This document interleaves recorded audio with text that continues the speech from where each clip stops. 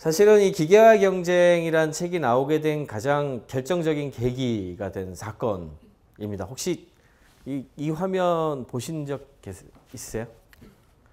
네, 여기 있는 얘가 주인공입니다. 얘가 이제 왓슨이라고 부르는 왓슨이 혹시 어디서 들어보셨죠? 왓슨 하면 굉장히 다양한 답이 나와요. 왓슨이 누구죠? 네, 셜록 홈즈 나오는 사람이 있고요. 그 다음에 그 윈도우즈의 닥터 왓슨이라고 윈도우즈 이상한 거 해주는 그 얘기하는 사람도 있고, 근데 또 한 가지는 IBM이라는 회사의 설립자입니다. 정확하게 설립자라기보다 IBM의 그 월급쟁이로 가가지고 회장에 오르고 가장 오랫동안 그 아들까지 이렇게 쭉 내려오면서 IBM을 이끌어간 그런 사람인데, 왓슨이라는 사람의 그 IBM 회장 이름을 따가지고 컴퓨터 이름을 지었어요. IBM에서. 그래서 이 컴퓨터가 왓슨이에요. 근데 뭘로 유명하냐면요, 인공지능 컴퓨터로 굉장히 유명합니다. 그러니까 그 이전에 인공지능 하면은 사실은 뭐 그 체스 두는 거 뭐 이런 것부터 시작했거든요. 그리고 뭐 바둑이라든지 이런 쪽 연구로 시작을 해가지고, 이 왓슨은 왜 유명해졌냐 하면 자연어 처리를 해요. 그러니까 사람 말을 알아듣고 그거에 대해서 대응하고 대화가 가능한 그런 건데, 지금 현재 여러분들 그 스마트폰 가지신 분들 같은 경우엔 스마트폰에도 그런 게 좀 들어가 있는 것들이 있어요. 아시는 분. 애플 같은 경우에 시리라고 들어보셨는지 모르겠는데, 얘 좀 한국말을 잘 못하는 것 같아요. 영어는 잘하는데. 하여튼 영어는 잘 못하는 어떤 그런 경향이 있는데, 그 애플의 시리라고 하는 녀석만 하더라도 한 비서 수준 정도 된다고 보시면 됩니다. 이 일을 좀 해다오, 뭐 좀 예약 좀 해라, 뭐 그럼 예약하고, 그 다음에 메시지 누구한테 좀 보내줘, 그럼 메시지 누구한테 보내고, 한 이 정도 해요. 이 정도 말 알아듣고 따라해주는 정도 가능한 이 수준에 있어요. 근데 왓슨은 누구냐? 왓슨은 그 수준이 굉장히 높이 올라가서 일종의 슈퍼컴퓨터로 동작을 하는데요. 그래서 이 제퍼디라고 하는 퀴즈 쇼에 나왔죠. 그래서 이 쇼가 한 몇십 년 된 쇼예요. 아마 AFKN 옛날에 보셨던 분들도 그때부터 있었던 거거든요. 장학 퀴즈 비슷하죠. 눌러가지고 그 문제를 쫙 풀어가면서 이 문제의 답은 뭐 이래가지고 하는 건데, 이때 이제 사람들 사이에 경쟁을 붙였어요. 이 사람이 굉장히 유명한 사람입니다. 켄 제닝스라고 65주 연속 1등한 사람이에요. 이 퀴즈쇼에서. 그 다음에 이 사람은 그 역대 최고의 상금을 타간 사람들, 그러니까 상금왕이에요. 그리고 왓슨이 여기에 딱 대결에 들어가가지고 그 2차전까지 벌였는데, 결과는 여기 보시는 바와 같이 77,000불 대 24,000, 21,600불 해가지고 인간들이 아주 형편없이 깨졌어요. 이게 굉장히 센세이셔널한 사건이 됐습니다. 그리고 나서 이제 IBM이 왓슨이라는 어떤 이 프로젝트에 대해서 올해 굉장히 중요한 발표를 하게 되는데, $1 빌리언, 그러니까 1조 원 정도를 투자를 해가지고 이거를 이제 그 다른 회사들이 이 왓슨을 이용해서 새로운 것들을 개발할 수 있도록 하는 어떤 그런 자금 조성을 했어요. 그래서 오늘도 지난주인가요? 지난주인가에도 새로운 인공지능 관련된 회사를 하나 인수하기도 했는데, 이렇게 자금을 뿌려가지고 아주 다양한 곳에 사용을 하려고 합니다. 근데 이렇게 그 왓슨이 딱 나와가지고 전 세계 퀴즈쇼를 딱 장악을 하는 걸, 1등을 하는 걸 보고 나서, 그게 그냥 바로 되는 게 아니고요. 그냥 갑자기 똑똑해서 되는 게 아니고, 얘도 한 달 정도 훈련했대요. 그러니까 그 퀴즈쇼 옛날에 나온 거라든지 이런 것들 공부시킨 인간처럼 공부도 하고 뭐 이래가지고 열심히 트레이닝을 시켜가지고 나왔다 그래요. 그래서 그걸 보고서 이제 그 세계 최고의 암센터가 두 군데가 있는데, 저기 휴스턴에 있는 그 이건희 회장도 치료를 받았던 MD 앤더슨 암센터라는 데가 있고요. 그 다음에 뉴욕에 메모리얼 슬론 캐터링 암센터라 그래가지고 이 두 군데가 제일 유명합니다. 이 두 군데에서 그 IBM한테 연락을 해가지고, 저 왓슨을 우리가 좀 채용을 해가지고 학습을 시키면 제가 어느 정도 하는지 좀 알고 싶다, 이런 오퍼를 하게 되죠. 그리고 실제로 그 뉴욕에 있는 메모리얼 슬론 캐터링 암센터하고 그 다음에 MD 앤더슨 캔서 센터 암센터에 들어가가지고 얘가 트레이닝을 받아요. 트레이닝이 이렇게 어려운 게 아닌 게, 이 지금 인터넷 세상이지 않습니까? 그러니까 슈퍼컴퓨터는 사실상 인터넷상에 이렇게 올라가가지고 그 학습을 하고요. 그리고 반대로 그 사람들이 접근하는 거는 아이패드에 이렇게 프로그램 형식으로 올라가가지고 이 왓슨을 좀 트레이닝 시키려고 하는, 마치 우리가 병원에 가시면 전문의가 있고 그다음에 그 트레이닝을 받기 위해서 레지던트 1년차, 2년차, 3년차 있는 거 아시죠? 데리고 다니면서 가르쳐주는 거거든요. 이거는 이 환자 뭐 같냐? 이 환자 지금 이러니까 그 환자 의무 기록 보고 오더 내면서 어떻게 해? 이렇게 얘기를 하고 그다음에 텍스트북 뭐 책 뭐 보고 그다음에 논문 뭐 찾아보고 이래가면서 이제 막 공부를 시켜요. 그렇게 해가지고 한 4년 동안 해가지고 전문의 시험 치고 전문의 따고 이렇게 가는 거거든요. 그 과정을 한 거예요. 이제 왓슨을 데리고 학습시키는 과정을. 그래서 한 1년 정도 트레이닝을 시켰어요. 1년 정도 트레이닝을 시킨 다음에 테스트를 했죠. 테스트를 해봤더니 결론이 한 대략 어느 정도로 났냐 하면은 이 왓슨의 지금 현재 수준은 전문의를 막 전문의를 딴 사람보다 낮고 그렇다고 해서 아직까지는 몇십 년씩 그 경험이 있는 최고의 암 전문의보다는 좀 못 미치는 한 이 정도 되는 것 같다라는 어떤 그 중간 결과 그 비슷한 걸 냈습니다. 그리고 나서 다양한 어떤 또 그 트레이닝을 받기 시작을 했죠. 인디애나 대학에서는 더 확실한 결과가 올해 발표가 된 게 있어요. 500명을 진료를 했는데 500명은 그냥 전통적으로 의사들이 진료하던 곳에 그 방식으로 진료를 했고 500명은 이런 인공지능 컴퓨터가 진료를 했어요. 그리고 두 가지를 비교했습니다. 처방을 냈는데 그 처방이 그 어느 쪽이 더 싼 처방이 나왔냐. 돈이 좀 많이 나가면 곤란하잖아요. 그리고 그다음에 그 처방에 따라 가지고 진료한 거에 따라 가지고 그대로 했을 때 누구 결과가 더 좋나 이렇게 비교를 했는데 결과가 어떻게 나왔냐면은 비용은 한 35% 정도 인공지능 컴퓨터가 한 개 더 쌌고 그다음에 결과는 한 40% 정도가 더 좋았어요. 그래서 이게 굉장히 쇼킹한 결과가 나온 거예요. 사실은 이거 그리고 나서 저는 진짜 깜짝 놀랐던 거는 존 F 케네디 공항 뉴욕 공항에 가서 실제로 본 건데요. JFK 공항에 갔는데 메모리얼 슬론 캔서 센터에서 그 광고를 공항에 붙였어요. 광고를 붙였고 신문 광고도 냈더라고요. 어떻게 냈냐 하면 여러분이 만약에 암센터를 가신다. 그리고 암센터를 운영하시는 분인데 광고를 신문에 낸다. 어떻게 내시겠습니까? 저희 병원에는 지금 세계적으로 유명한 명의 누구누구가 진료하고 있어. 이렇게 내지 않으시겠어요? 그게 우리가 일반적으로 생각하는 그런 방식이잖아요. 근데 어떻게 광고가 나왔냐 하면 메모리얼 슬론 캐터링 암센터에서는 왓슨이 진료합니다가 나왔어요. 왓슨이 진료한다. 그러니까 어떻게 보면은 의사 입장에서는 굉장히 쪽팔린 일이죠. 야, 이게 지금 더 안전하다는 얘기야 쉽게 말해가지고 더 뭐 저같이 몰라도 안전하구나 이런 이야기가 나왔고 이런 부분들에서 이제 고무돼가지고 IBM이 미래의 이제 그룹을 이렇게 만들기 시작을 했어요. 그래서 지금 당장 가장 초점을 맞추고 있는 분야가 어디냐? 한마디로 말해서 얘를 채용을 해가지고 어떤 거를 학습시키고 어떤 그 노하우를 전수하고 뭘 하느냐에 따라 가지고 어느 전문가로 가느냐가 결정되는 거거든요.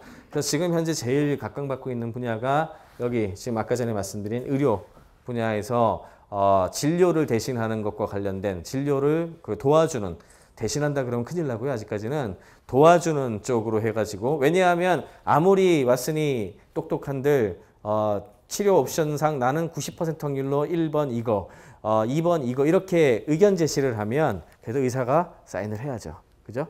그래야 내가 책임을 지지. 왓슨이 책임질 수는 없잖아요. 아직까지. 예, 그래서 그렇게는 얘기를 못하지만 하여튼 지금 이거 도와주는 쪽으로 봐서는 의료 분야가 있고요. 두 번째는 약 처방과 약 관련된 부분들에 대한 부분. 이게 참 쇼킹한데 과학 연구도 대신할 수 있을 걸로 예상을 하고 있고요. 과학 연구 프로세스 자체가 굉장히 정량적이고 정성적이고 좀 이런 부분들이 있거든요. 그래서 연구의 테마를 결정한다든지 그런 연구를 하는 것에 대한 것들 얘기가 나오고 있고 이건 뭐가 같습니까? 세무사, 회계사, 세무하고 회계와 관련된 이야기 그리고 법률 쪽에 그 판사에 해당하는 쪽 파트, 판사, 변호사에 대한 파트 그리고 뭐 그런 종류들을 중심으로 해가지고 약간 $1 빌리언 투입을 해서 이제 새로운 이 컴퓨터 기술을 바탕으로 해서 다양한 것들이 나오도록 지금 하고 있어요. 이게 지금 현재 상황 정도 됩니다. 조금 더 보면은 2015년쯤 되면은 내년이죠. 내년에 왓슨 2.0이 빠르면 지금 나올지도 모른다 그래요. 왓슨 2.0이 나오게 되면은 이거는 모바일 폰에 시리처럼 이렇게 설치할 수 있도록 한다 그러거든요. 그러면 여러분들도 이 왓슨을 아마 유료일 것 같긴 한데요. 데리고 다닐 수 있을지도 몰라요. 그러면 얘한테 이제 어쨌든 학습을 통해 가지고 이렇게 되는 기계니까 얘한테 뭘 교육을 시켜 가지고 내가 써먹을까 이제 생각을 이제 조수를 하나 데리고 다니는데 얘를 뭘 교육을 시켜 가지고 써먹을까 뭐 이렇게 생각할 수 있는 그런 시대가 될지도 모르겠습니다. 그 다음으로 두 번째는 이제 로봇에 대한 얘기인데요. 이거는 그 작년에 발표된 제품 중에서 제가 개인적으로 가장 임팩트가 컸으나 사람들한테 덜 알려진 제품 요 녀석이에요. 산업용 로봇이거든요. 네, 리띵크 로보틱스에서 만든 회사에서 만든 덱스터라고 하는 제품이에요.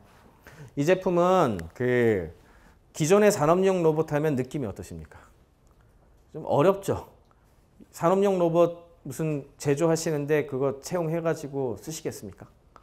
보통 사람 못합니다. 왜? 공장을 새로 짓는 느낌이거든요. 그래서 거의 설비를 다시 하고 설치하고 이렇게 접근을 해야 되기 때문에 아 그건 자본 많고 큰 회사들이나 자동화할 때 쓰는 거지 이렇게 생각을 하기가 쉬워요. 거기다가 이렇게 생산하는 제품이 바뀐다든지 좀 뭔가 그 SOP가 바뀌면은 아 저거 로봇은 프로그래밍을 해야 되잖아요. 로봇 프로그래머를 불러가지고 저걸 싹 다 바꾸고 이게 보통 일이 아니지 않습니까? 그래서 범용적으로 쓸 수가 없는 생각보다 그렇게 쉽게 적용하기 어려운 녀석이에요. 근데 얘는 가전제품 수준으로 만들었어요. 제가 영상을 보여드리지 못해서 좀 그런데 가전제품 수준으로 만들어져 가지고 집에 그 사업장에 배달이 와요. 그러면 전원을 딱 꽂잖아요. 그러면 이렇게 바로 눈이 딱 떠지면서 애가 이렇게 좌우를 이제 봅니다. 그리고 내가 뭔가 할 일이 됐다는 레디 사인을 보내줘요. 그리고 어떻게 가르치느냐? 여기 학습 버튼이 있는데 사람이 우리 가르치는 거랑 똑같게 가르쳐요. 프로그래밍이 전혀 필요 없어요. 툴은 한 20가지 정도가 있는데 우리가 이제 견습공이 들어오면 어떤 공장에서 뭔가를 만들 때 나 하는 거 봐 하고 이렇게 조립을 하잖아요. 그리고 한번 해봐. 이렇게 하죠. 이렇게 하면은 그게 아니고 다시 손을 좀 잡아서 이렇게 바꿔준다든지 이렇게 해가지고 잘하는지 보고 그래 바로 그렇게 하는 거야 하고 한 번에 계속 해라 하고 10개, 20개 분량 보고 이러잖아요. 그렇게 가르쳐요. 그러니까 말로 하지는 못하고 시범 보고서 하지는 못하는데 손을 가지고서요. 이렇게 끌어다가 이거 잡고 올리고 그다음에 이렇게 해서 여기다 놔. 학습. 하면 얘가 그 시뮬레이션을 그대로 합니다. 이렇게 해서 이렇게 잡고 이렇게 해서 이렇게 하라고 그러면 오케이면 오케이고 아니면 아니고 해서 계속 반복을 해가지고요. 학습을 시켜요. 그리고 나서는 얘가 위치를 뭐 다른 데 막 놔도 눈이 있고 이게 센싱이 다 있으니까 와가지고 지가 잡아가지고 합니다. 이렇게 프로그래밍 해요. 그러니까 굉장히 쉽게 할 수가 있어요. 근데 이제 문제는 가격이겠죠? 이게 얼마의 가격이 나왔게요? 예, 이게 22,000달러. 그러니까 보통 이런 거 관련된 일을 하는 게 한 4만 불, 5만 불 정도는 네이버 코스트로 줘야 되거든요. 그러니까 1년 연봉이면 저 로봇 2대를 사. 근데 저 로봇은 어떻습니까? 24시간 일하고요. 파업도 안 해요. 그리고 슈퍼바이저들 몇 명만 이렇게 그 영상 보면 웃겨요. 몇 명이서 얘 일들 잘하고 있나? 이렇게 지금 돌아다녀요. 그리고 일 알고 있는 사람 몇몇의 어떤 감독자들에 의해서 돌아가는 그런 시스템이거든요. 일이 되면 무슨 일이 벌어지겠습니까? 일이 되면. 예, 중국에 갈 필요가 없습니다. 저렴한 인건비를 찾아서 오프쇼어링을 할 필요가 없게 돼요. 그렇게 되기 때문에 지금 올해 월드 이코노미 포럼 다보스 포럼에서 가장 크게 이야기한 이야기죠. 제조업의 황금 시대가 다시 선진국으로 돌아오고 있다. 소위 말하는 그 노하우와 혁신의 파워를 바탕으로 해서 그 저렴한 인건비를 중심으로 하는 것들은 앞으로 중요한 포인트가 아니다. 이런 얘기가 올해 드디어 나오기 시작을 했고, 근데 지금 문제는 아까 그 녀석 같은 것들이 대량 생산은 아직 안 되고 있어요. 그래서 오더만 쫙 밀려 있고 생산이 못 따라가요. 그래서 농담으로 로봇을 만드는 로봇이 나오면 그때가 진짜 위험하겠다. 이런 얘기를 우리가 이게 공상과학 만화 영화에 나온 얘기지만 진짜로 그런 걸 또 하는 데가 있죠. 일본에 있는 파눅이라고 하는 회사가 로봇 만드는 로봇을 지금 만들고 있다 그러죠. 이런 형식으로 되게 되면 쟤네들이 굉장히 쉽게 진입을 할 거예요. 그럼 일자리는 어떻게 되느냐? 이 이야기는 우리 유현정 기자님이 이따가 더 자세하게 해주실 것 같은데 이거 아주 유명한 사실은 이 기계와의 경쟁도 그렇고 그 뒤에 나온 세컨드 머신에서도 굉장히 중요하게 나오는 리포트인데요. MIT의 데이비드 오토 교수라고 있어요. 이 양반이 미국의 지난 30년간의 노동 자료를 아주 세밀하게 분석해가지고 30년간의 트렌드를 쫙 분석한 그 데이터가 있습니다. 그걸 가지고서 도대체 일자리는 어디로 가는가 이런 거에 대한 공부를 했거든요. 근데 패턴이 아주 명확해서요. 거의 뭐 얘기할 필요가 없을 정도로 명확하게 그래프로 나옵니다. 보시면은 여기 로우하고 하이 쪽은 그래도 좀 낫죠. 이 미들이 사라져요. 미들이.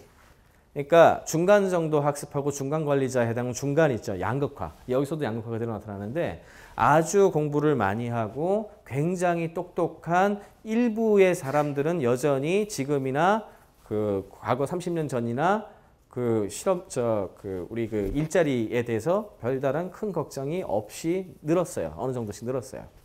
그리고 로우 쪽. 그러니까 아무것도 배우지 않아도 그냥 할 수 있는 종들이 있잖아요. 그쪽도 별로 일자리가 줄지 않았어요. 거의 유지가 되거나 조금 늘거나 이랬거든요. 근데 애매모호하게 고용받은 사람들 있잖아요. 어느 정도 공부 좀 쭉 하고 이 일자리가 이렇게 큰 폭으로 다 사라지는 이게 아주 일관된 경향성입니다. 한마디로 말해서 뭔가 중간이 확 비어버리는 이런 현상이 나타난 거죠. 기계와의 경쟁에서 중요한 메시지는 저는 이거라고 생각을 해요. 그러면 앞으로 우리가 기계와의 어떤 이런 삶에 대해서 어떻게 생각해야 되느냐. 여기에서 존 헨리의 전설이라는 내용이 나오거든요. 존 헨리의 전설이 뭐냐면요. 그 굴착기가 이제 증기기관 시대에 증기기관이 나오니까 대량으로 뚫을 수 있는 게 나왔어요. 존 헨리라고 해가지고 굉장히 곡괭이질을 잘하는 사나이가 있었어요. 그 사람이 세계에서 가장 힘이 센 사나이였어. 그래서 자기 기록을 깰 자가 없었거든요. 그랬는데 어느 날 굴착기가 와가지고 이런 일을 뺏어가려고 그러니까 이 사람이 결투를 제안합니다. 저 굴착기하고 나하고 누가 더 잘 캐나 보자. 이렇게 들어갔는데 존 헨리가 3일 밤낮을 캐가지고 이겼다 그러죠.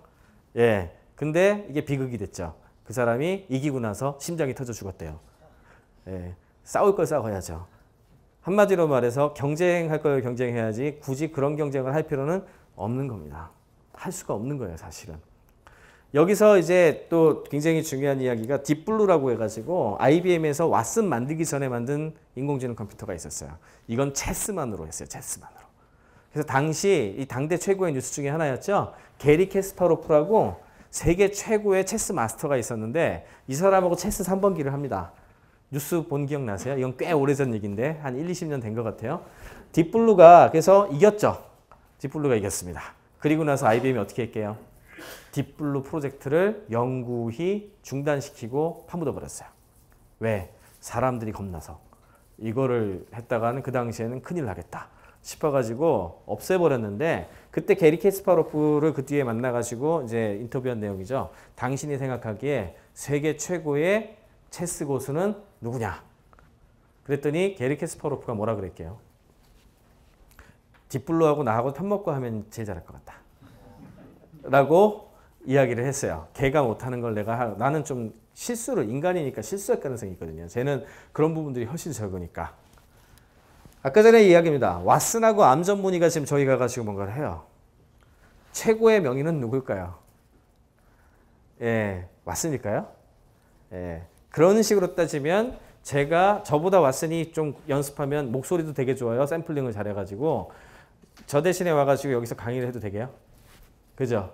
무슨 말인지 이해가 되세요? 뭐냐 하면 역할이 바뀌는 거죠. 이미 그 왓슨이 도와줄 수 있는 부분이 있고 그렇다면 암 전문의가 해야 할 일이 다른 종류입니다. 그 가족들에 대해서 이해를 하고 그 다음에 이 사람의 심리 상태 같은 것도 딱 보면 공감이 가잖아요. 인간은. 그 공감의 상태를 가지고서 이해를 하고 그런 다음에 좀 설득도 하고 이래가면서 전반적인 걸 조율하는 그런 능력이 이런 아주 논리적인 계산을 통해 가지고 나오는 어떤 그런 거하고 같이 결합을 했을 때 훨씬 나은 명의가 될 수 있겠죠.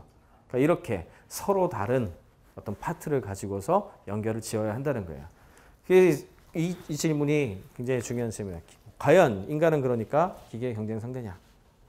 아니면 다른 방식의 뭔가를 찾아야 되는가? 이거에 대한 질문입니다. 여기서 이제 IT 기술하고 인터넷에 대한 이야기를 좀 드릴게요.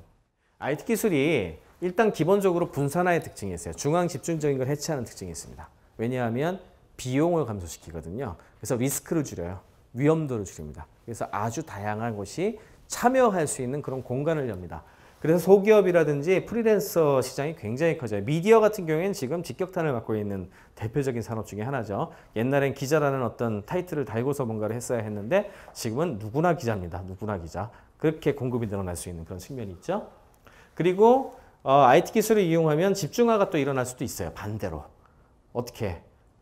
구글같이 또는 어떤 그런 컴퓨터 같은 거에 몰아가지고 한꺼번에 손쉽게 자동화를 할 수 있으니까 손쉬운 대형화가 일어날 수도 있는 그런 특징이 있죠.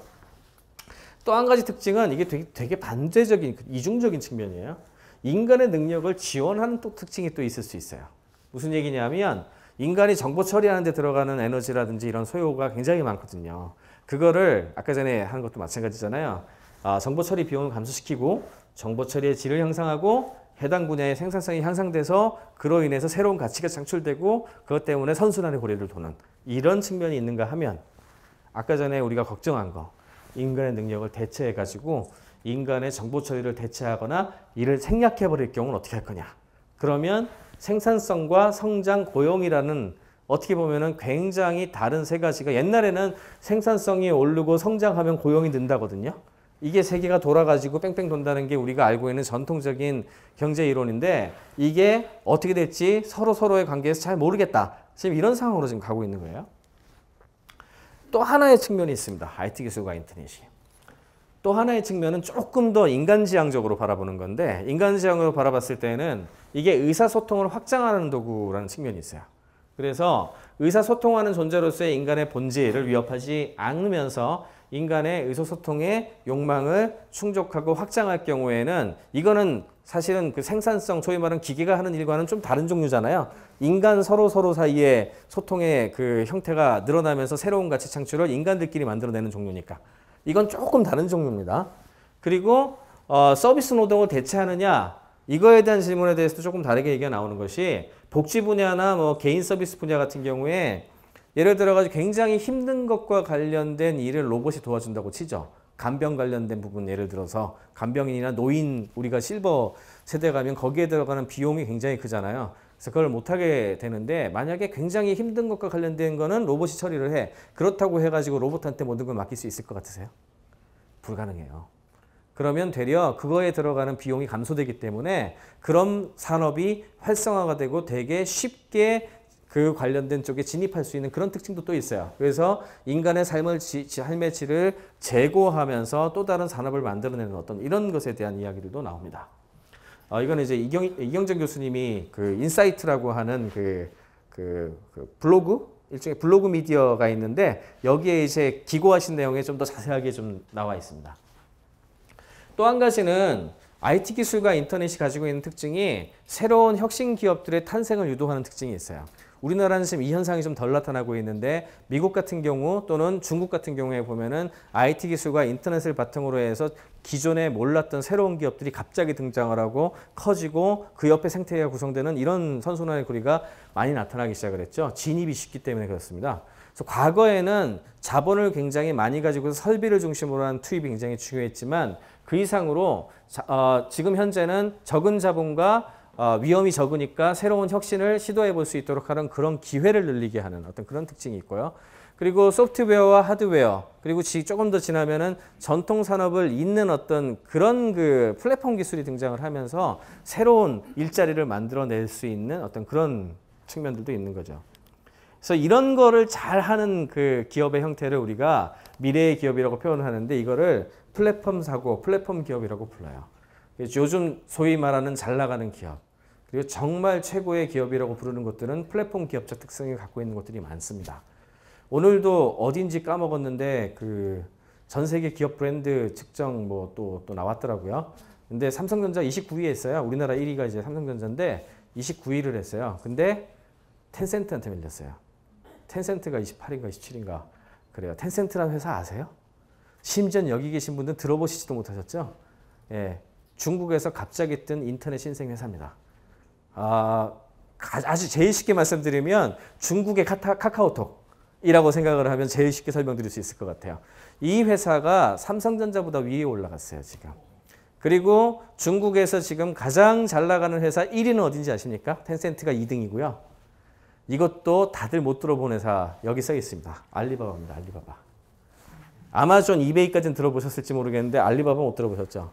알리바바가 한국에도 이번에 올해 오픈을 하는데 알리바바가 이번에 나스닥 상장을 하죠. 올해 하반기에. 근데 기업 가치가 지금 어느 정도로 수정되고 있는지 아십니까?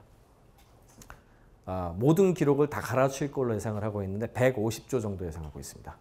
기업 가치 150조로 IPO 할 것 같고 최대 주주가 누굽니까? 손정희입니다. 손정희. 30%가 넘게 갖고 있어요. 소프트뱅크 손정희 회장 그리고 이 창업자가 한 8% 갖고 있고요. 이 회사들의 특징을 보면은요.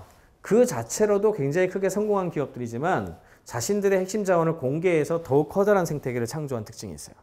그리고 작지만 이들의 자원과 브랜드를 활용해서 많은 소규모 창업자들이 자신들의 사업을 영위할 수 있게 됐고 이들을 통해 새로운 직업들이 속속들이 나타나요. 알리바바의 자료를 보면 2007년부터 2010년까지 3년 동안 신천 지역을 중심으로 해가지고 알리바바가 이끌어낸 고용이 110만 명이라고 그러죠. 110만 명. 직접 고용이 아니에요. 뭐겠습니까? 전 세계의 제조 인프라, 제조 플랫폼을 만들어 놨기 때문에 4인, 5인 제조 기업들이 전 세계를 대상으로 서비스를 할 수 있게 되면서 무수한 창업이 일어난 거예요. 그리고 그것들을 연결해주는 역할을 하면서 전 세계에 이름을 떨치기 시작을 했습니다. 그래서 이게 미래학자들인데요. 구글의 할베리언 같은 사람은 그래서 앞으로의 시대를 마이크로 다국적 기업의 시대다 이렇게 얘기를 했어요. 기술은 개인들의 독특하고 분산된 지식을 사용해서 엄청나게 유용한 기회를 창출할 수 있게 하고 그거에 대한 어떤 많은 기회를 창출한다. 그래서 20세기의 다국적 기업은 고정 비용이 크고 수천 명, 수만 명 고용하는 메모드급 회사고 그렇지만 수가 적었는데 21세기형 미래 기업은 몇 명 안 되는데 숫자가 무진장 많을 것이다. 이렇게 얘기를 했죠. 수천 개, 수만 개의 마이크로 다국적 기업의 시대가 올 것이다. 이렇게 얘기를 했고요. 토마스 말로니 같은 사람은 한 수 더 떴죠. 초전문가 시대라 그래가지고 수백만 개, 수천만 개의 직업이 생기면서 하이퍼 스페셜한 사람들의 시대가 할 것이다. 이렇게 이야기를 했습니다. 예, 이제 저한테 10분 정도 남은 것 같은데 이제 이런 그 미래에 대한 이야기 그리고 미래의 기업과 어떤 일자리에 대한 얘기를 바탕으로 그럼 우리가 바라는 미래가 원하는 인재상은 뭐냐? 이건 데니얼 핑크가 쓴 책인데 제가 굉장히 좋아하는 책입니다. 넘어가겠습니다. 첫째는 인간이 답은 간단합니다. 생각보다. 컴퓨터하고 로봇이 나온다 생각을 하고 쟤네하고 경쟁했을 때 또는 그 비교했을 때 인간이기 때문에 아직은 인간이기 때문에 조금 더 우위를 지킬 수 있는 것과 관련된 부분들을 갖고 있는 것. 그게 이제 핵심 키워드가 되겠죠. 첫째는 저는 통섭형 인재라고 얘기를 해요. 좌뇌하고 우뇌를 모두 활용해서 넓고 보고 많이 보는. 한마디로 말해서 분석하고 찾아내고 그 다음에 발견하고 뭐 이런 부분들 그리고 계산하고 이런 거는 컴퓨터가 시간이 가면 더 잘할 거예요. 계속. 그렇지만 이게 될 것 같아 이런 거 있잖아요. 그리고 이쪽으로 갔을 때 우리 사회가 이렇게 갈 것 같아 그런 직관과 인사이트 이런 부분들은 사실은 기계가 쉽게 가질 수가 없는 겁니다. 그래서 다양한 분야의 정보를 넓게 이해하고 이거를 새롭게 엮어내는 그런 능력이 탁월한 사람. 그리고 두 번째는 우리 사회에 무엇이 필요한지에 대한 걸 감을 잡아야 돼. 컴퓨터는 똑똑하게 논리적인 생각을 할지언정 지금 사회가 돌아가는 꼴을 보면서 지금 우리 사회엔 이런 게 더 필요할 것 같다. 그래야 우리 사회가 미래에 더 나을 것 같아. 이런 거는 역시 인간이 할 수 있는 겁니다. 저는 이걸 인사이트 노동자로 표현하는데요. 사회적 가치를 알아보고 실제 의미가 있는 문제 해결 방법을 만들어내는 능력, 찾아내는 능력. 그래서 철학이라든지 인문학에 대한 이야기가 나올 수밖에 없는 거죠. 그리고 세 번째는 우리가 함께하는 사회에 대해서 이해를 할 줄 알아야 되고 자신의 전문 영역이 있다 할지라도 그거를 넘어설 수 있는 배짱과 모험심을 갖춘 사람. 이런 사람들을 저는 통섭형 인재라고 부릅니다.